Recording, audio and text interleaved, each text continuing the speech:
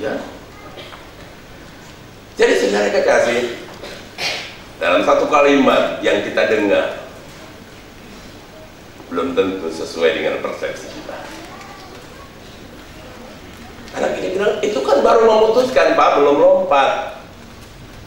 Memutuskan untuk melompat, bukan satu kata sudah melompat.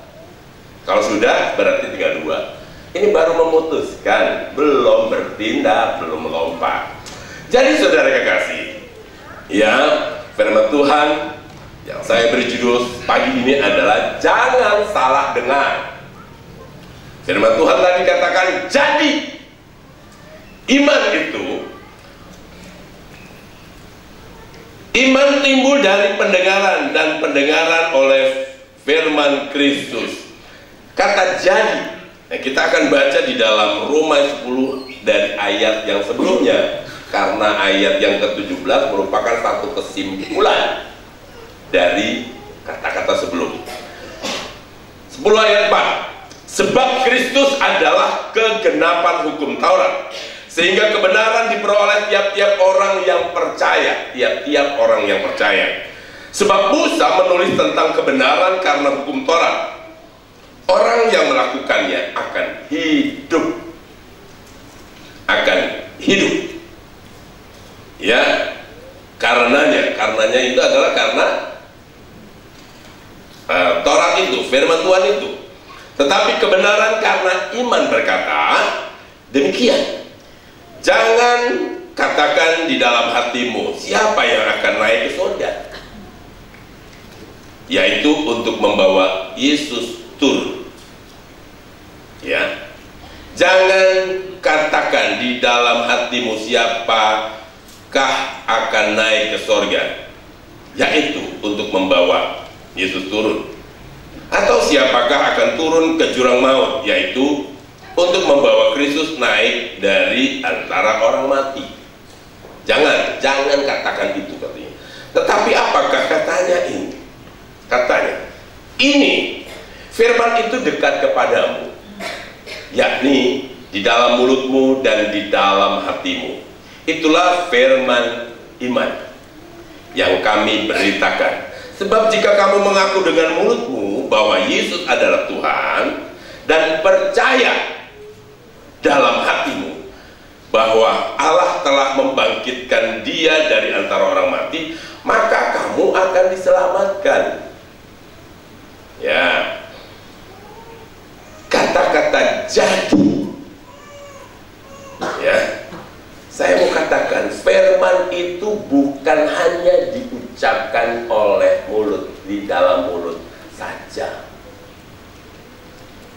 Dari ayat ini, ya, karena dengan hati orang percaya dibenarkan, dan dengan mulut orang mengaku dan diselamatkan. Kalau kita hanya mengatakan firman Tuhan, hanya ngomong doang, hanya di mulut doang, belum dapat apa-apa. Baru dikatakan kita ini, apa yang dikatakan itu benar. Tetapi jika yang kita katakan ini diyakini, dipercayai dalam hati, barulah kita mendapatkan dari apa yang kita ucapkan itu, ya. Dan dengan mulut orang mengaku diselamatkan. Jadi kalau kita hanya ngomong dalam firman Tuhan, yang ada di dalam mulut kita, yang kita katakan ya, ada banyak ya, termasuk pendeta sekalipun. Kalau cuma khotbah, gampang,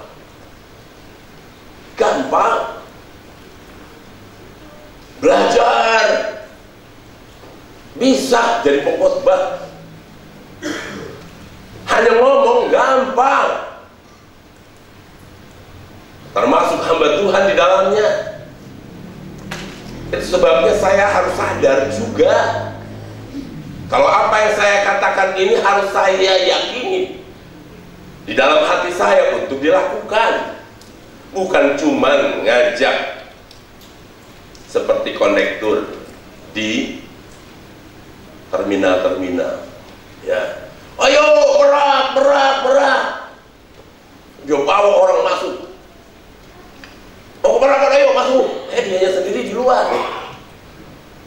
tujuan Merak. Kemudian ada bis lagi, Bandung. Baru masuk. Dia nggak pergi ke Merak, nggak pergi ke Bandung, nggak pergi ke Jakarta. Cuma ngajak orang. Inilah seorang pendeta begitu juga. Kalau cuma ngomong doang, gampang. Kita bisa pelajari. Tetapi untuk percaya dengan apa yang kita katakan itu terlalu sulit. Ya mengampuni gampang diucapkan, sulit untuk dilakukan. Lepaskan pengampunan, aku mengampuni, tapi tetap kesal sama orang itu belum mengampuni, saudara kekasih. Kita masih tetap jengkel. Ngomongnya sih dari mengampuni, tapi begitu pas lihat mukanya, gue sebel banget gitu ya. Lebih baik nggak usah datang. Lebih baik kamu nggak bisa datang, atau lebih baik kamu nggak usah datang daripada aku ngelihat mukanya gitu. Pernah ngalami gitu? Saya tahu ya, karena saya juga ngalami gitu. Berkali-kali tuh saya ampuni, tapi tiap kali ketemu, aduh, kenapa sih orang ini muncul di depanku gitu ya? Ya, pernah gitu ya? Saya juga pernah. Dan saya belajar untuk ampuni terus. Haleluya. Katakan, amin. Haleluya. Walaupun tidak gampang. Karena dengan hati orang percaya dibenarkan, dan dengan mulut orang mengaku dan diselamatkan. Ya, karena kitab suci berkata, barang siapa yang percaya kepada Dia tidak akan dipermalukan. Sebab tidak ada perbedaan antara orang Yahudi dan orang Yunani, karena Allah yang satu itu adalah Tuhan dari semua orang, kaya bagi semua orang yang berseru kepadanya. Jadi barang siapa yang percaya kepada Dia, siapapun, suku apapun, etnis apapun, ya, barang siapa yang percaya kepada Dia tidak akan dipermalukan. Orang yang percaya Yesus sebagai juru selamat tidak akan dipermalukan. Dipermalukan dalam hal apa? Dalam semua hal. Asal apa yang kita katakan firman Tuhan itu juga kita yakini, bukan cuma ngomong doang. Oke, lanjut. Sebab barang siapa yang berseru kepada nama Tuhan akan diselamatkan. Tetapi bagaimana mereka dapat berseru kepadanya jika mereka tidak percaya kepada Dia? Oke, jadi untuk kita berseru, kita harus percaya. Bagaimana mereka dapat percaya kepada Dia jika mereka tidak mendengar tentang Dia? Bagaimana mereka mendengar tentang Dia jika tidak ada yang memberitakan? Dengar, ada orang yang mendengar, dan ada juga orang yang menyampaikan. Antara berkata dan mendengar, berkata tentang firman Tuhan dan mendengar firman Tuhan. Jadi iman timbul dari pendengaran, dan pendengaran akan firman Tuhan. Kita akan mendengar, telinga kita akan mendengar dari orang yang menyampaikan firman Tuhan. Dengar, iman muncul dari pendengaran akan firman Tuhan. Ada orang yang harus memperkatakan firman Tuhan yang diyakini, maka akan mendatangkan iman bagi mereka yang mendengarkan atas penyampaian firman Tuhan itu. untuk mendengar kayaknya lebih mudah. Ya, mendengar itu lebih mudah karena dia apa ya? Statis. Tetapi untuk berkata dia harus aktif. Dengar.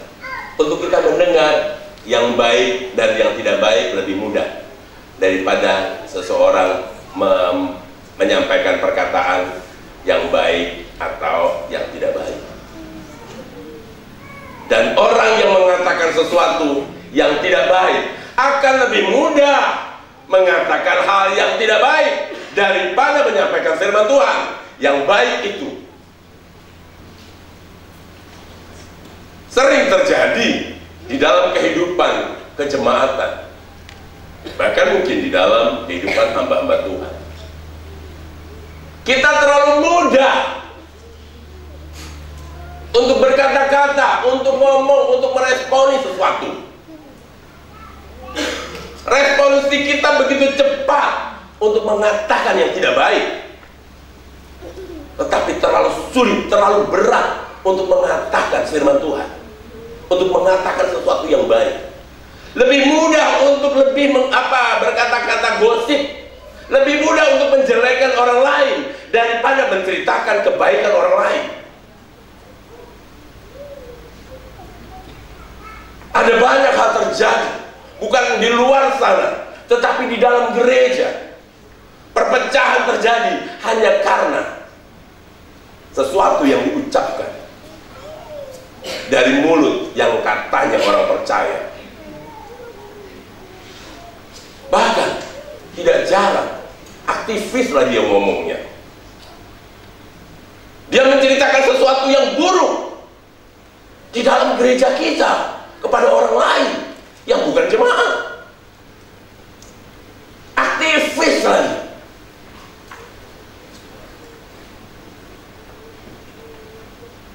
Sehingga orang di luar sana tidak mendapatkan berkat dari berita yang tidak baik yang disampaikan oleh anak Tuhan.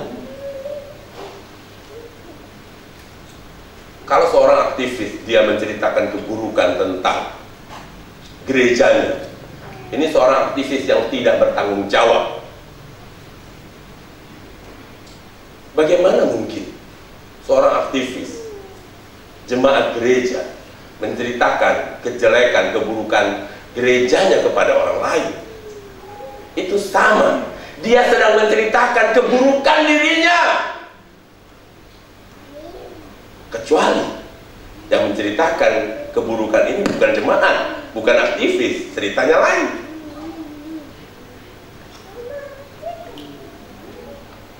Saya tidak mungkin menceritakan tentang keburukan jemaat di tempat ini. Kenapa? Karena keburukan jemaat ini adalah keburukan saya. Bukan berarti saudara tidak boleh menyampaikan sesuatu yang tadi yang kurang saudara terima, yang kurang buruk. Tetapi sampaikanlah kepada orang itu yang bersangkutan yang mungkin kita anggap tidak baik. Bukan berarti tidak boleh saudara mengkritik, menceritakan sesuatu yang buruk tentang gereja kita. Tapi informasinya ke dalam, jangan keluar. Kalau yang buruk hamba Tuhan, sampaikan kepada hamba Tuhan. Face to face, dalam forum, kalau itu menyangkut semua pelayanan. Tetapi ketika kita bicara keburukan kelompok kita, keburukan itu juga kita ada juga di dalam keburukan itu. Saudara kekasih, mari kita dengar sesuatu yang baik dan pastikan mulut kita memperkatakan perkataan yang baik. Iman itu timbul dari pendengaran. Iman ini adalah sesuatu yang dipercayai, ya. Jadi apa yang kita dengar yang buruk sekalipun itu bisa kita percayai, benar nggak? Benar. Gosip-gosip, ada banyak orang nama baik orang hancur karena berita gosip. Ya, dia mempercayai berita itu. benar, wes berita ini, dan dia dengar dari berita yang tidak baik, dia mempercayai. Dan sebaliknya firman Tuhan katakan, kalau kita dengar berita dari firman Tuhan, maka muncul sesuatu yang baik yang kita percayai. Oke. Saudara kekasih, kita akan lihat lagi apa yang firman Tuhan katakan di dalam 2 Timotius pasal 4 ayat 1. Perhatikan, kita ini hidup di akhir zaman. Kita ada di dalam generasi akhir. Dan apa yang akan terjadi pada generasi akhir? Di dalam 2 Timotius pasal 4. 2 Timotius pasal 4 ayat 1. Ya.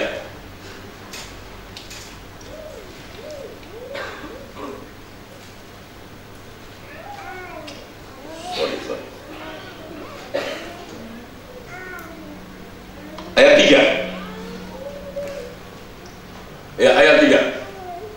Karena akan datang waktunya. Kita baca sama-sama. Orang tidak dapat. 2, 3 ya. Orang tidak dapat lagi menerima ajaran sehat, tetapi mereka akan menurut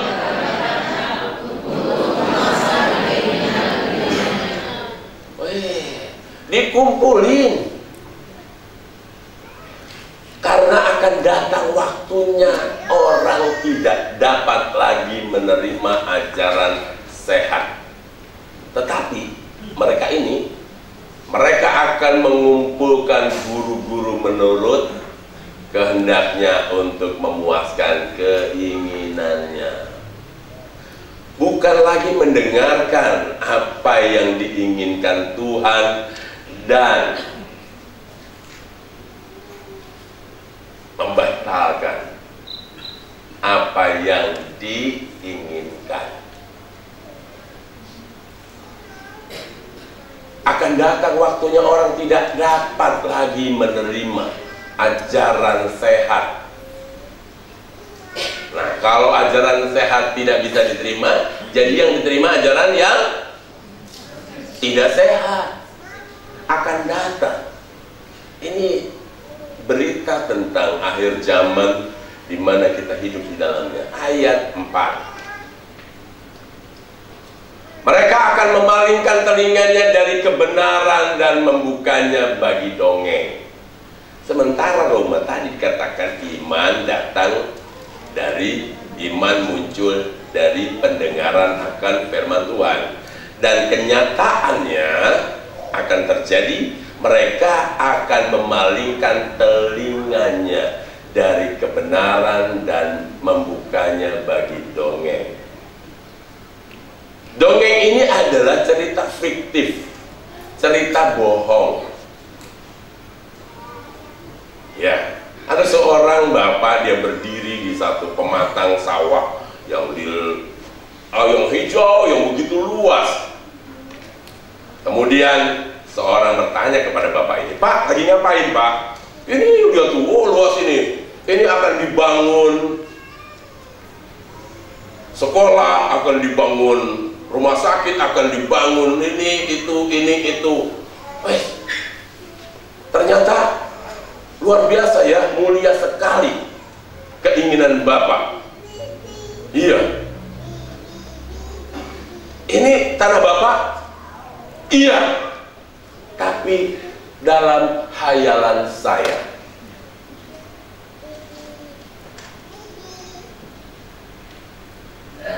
Ya, kemudian sebelum dia bilang seorang ini tanya, "Ini tanah saya."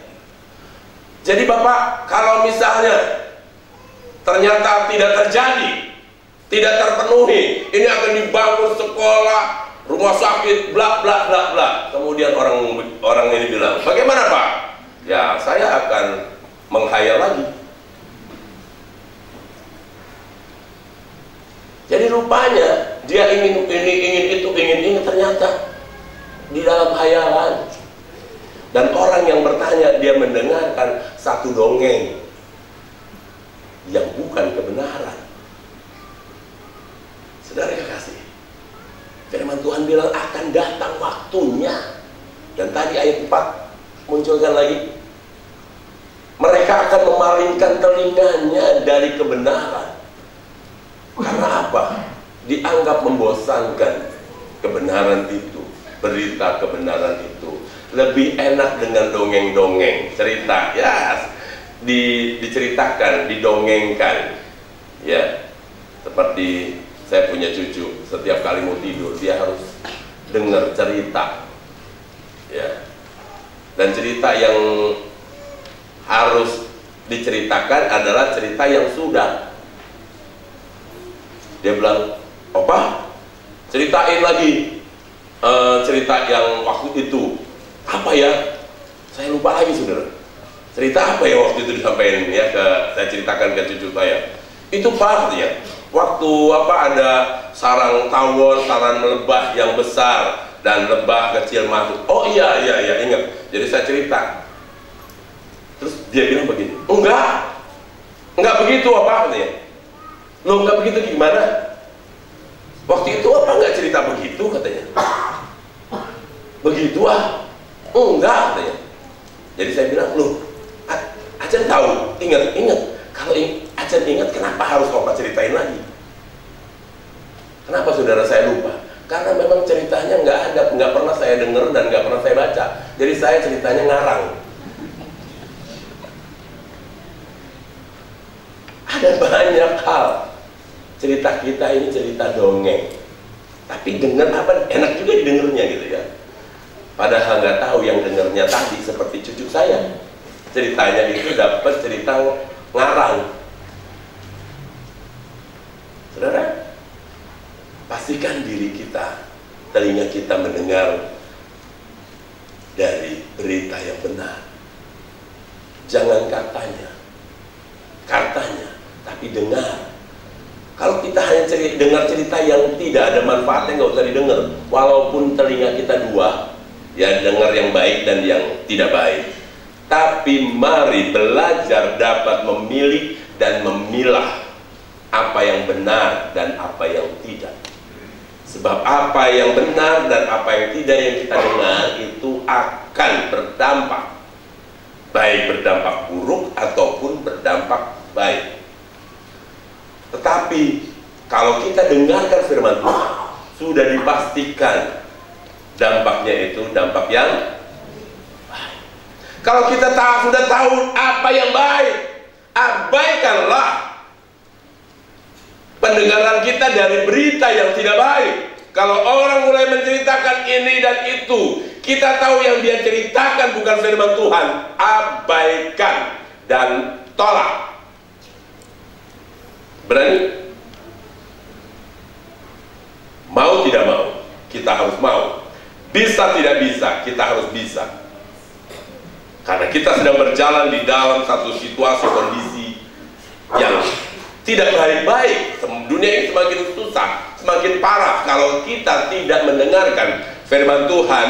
Dan apa yang kita dengar firman Tuhan itu kita percayai, kita yakini, dan mulut kita yang kita miliki ini memperkatakan firman, maka firman Tuhan yang kita yakini itu, yang kita percayai itu akan menjadi satu kenyataan.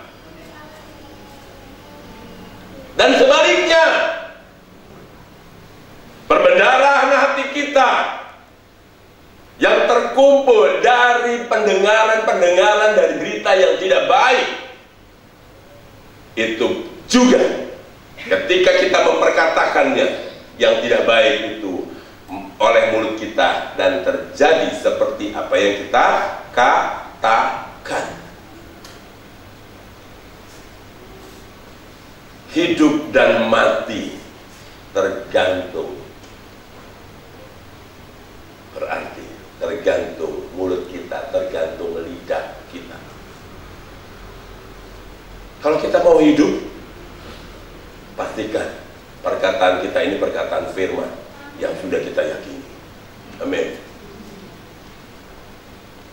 Haleluya. Tadi kata-kata bahasa Jawa itu wes apa tadi?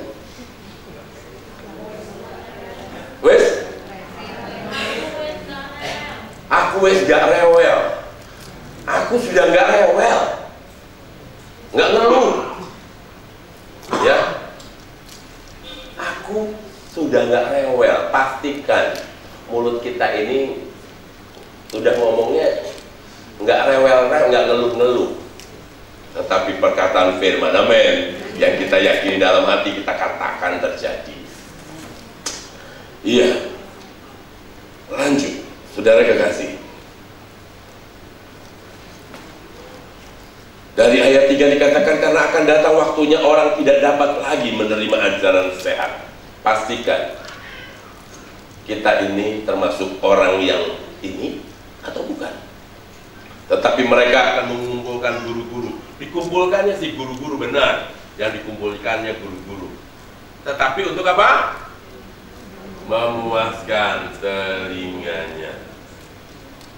Ada seorang anak dari seorang anak Tuhan, dia bilang begini, "Oh Ferry, tahu nggak?" katanya.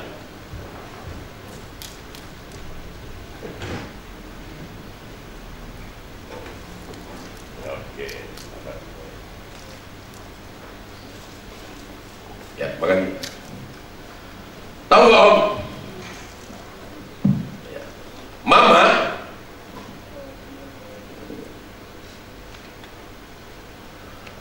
hanya satu pendeta yang berani tegur Mama. Pendeta yang lain sih nggak pernah didengar Om.